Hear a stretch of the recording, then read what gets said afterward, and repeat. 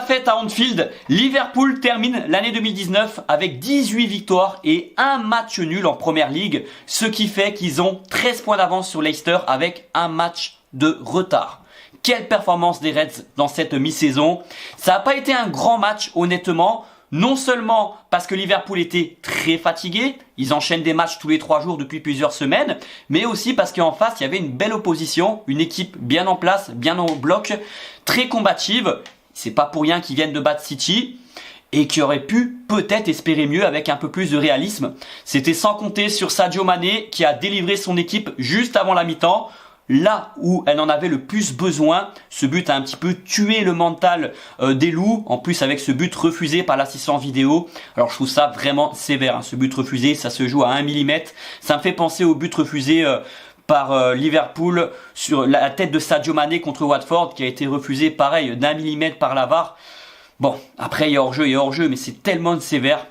Pour revenir à Liverpool, l'homme du match, c'est difficile de le désigner. On pourrait dire que c'est Sadio Mané parce que c'est lui qui est décisif.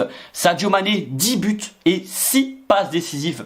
Il a été donc décisif sur 16 buts de Liverpool sur les 47 au total marqués. Stat intéressante, 47 buts marqués par Liverpool, 16 buts où Mané est soit le passeur, soit le buteur. Mané est le meilleur joueur de Première Ligue pour moi dans cette mi-saison. Il n'y a pas photo, incontestablement.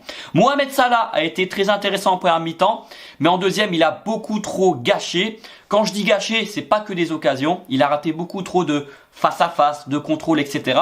Parce qu'en première, c'était aussi le cas, sauf qu'il éliminait ses vis-à-vis. Firmino dans le jeu a été intéressant par séquence. J'étais déçu de 2 joueurs, de Wijnaldum et de Robertson, qui n'étaient pas dans leur assiette. Même Van Dijk en deuxième mi-temps a raté des relances importantes qui auraient pu coûter cher à leur équipe. Mais bon, il y a eu Gomez qui tenait la baraque derrière, Arnold qui a été fidèle à lui-même, et puis l'entrée de Keita a fait du bien également. Milner, c'est un joueur que j'espère voir beaucoup plus titulaire, parce que pour moi, il est supérieur à Wijnaldum.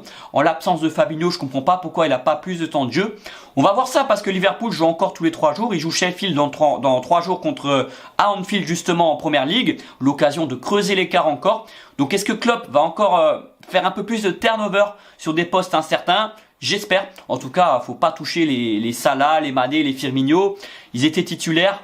Même si c'est vrai que Liverpool a beaucoup souffert, Liverpool aurait pu se faire rejoindre dans les dernières minutes. Je repense à la frappe de Traoré contrée, l'occasion de Jimenez également. Non, franchement, il y a eu un partout, il n'y aurait pas eu scandale. Donc Liverpool est fatigué, on le sait, c'est pas encore la trêve pour eux. Ils enchaînent 2 matchs consécutivement en une semaine à domicile et aussi en coupe, je crois bien. Et on va suivre attentivement le résultat de City qui joue tout de suite. City qui joue contre Sheffield justement. Si City ne gagne pas ce match, Liverpool est champion d'Angleterre à 98%. Voilà, on peut parler de pourcentage.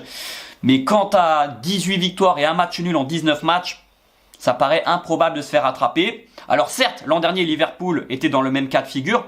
Ils ont même fait beaucoup trop tourner en Première Ligue pour se consacrer à la Ligue des Champions, mais ils n'avaient pas une telle avance et Liverpool cette année est encore plus fort que la saison dernière avec des joueurs comme Arnold qui se révèlent et un jeu de plus en plus avec de plus en plus d'automatisme.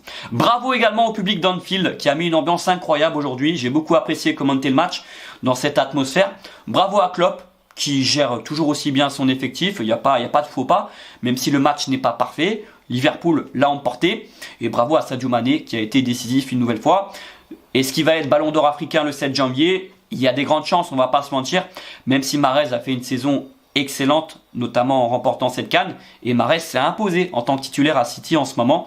D'ailleurs, je crois qu'il joue en ce moment même, et que Mohamed Salah est un joueur magnifique à regarder, à voir jouer. Il a une telle finesse, une telle technique que c'est magnifique. N'hésitez pas à lâcher un pouce bleu les amis sur la vidéo, ça me ferait plaisir pour le référencement bien sûr. Et petite question à vous poser, est-ce que pour vous, Manchester City peut encore rattraper Liverpool? Oui ou non en commentaire, parce que pour moi il y a match entre les deux, Leicester va être décroché, donc s'il y a bien une équipe qui peut éventuellement faire l'exploit de rattraper Liverpool, c'est City. Pour ça, il faudra que City gagne tous ses matchs en phase retour, et que Liverpool fasse 3-4 faux pas, hein. C'est pas impossible non plus si tu as une baisse de régime dans la saison. Bonne soirée à tous les potos et à bientôt.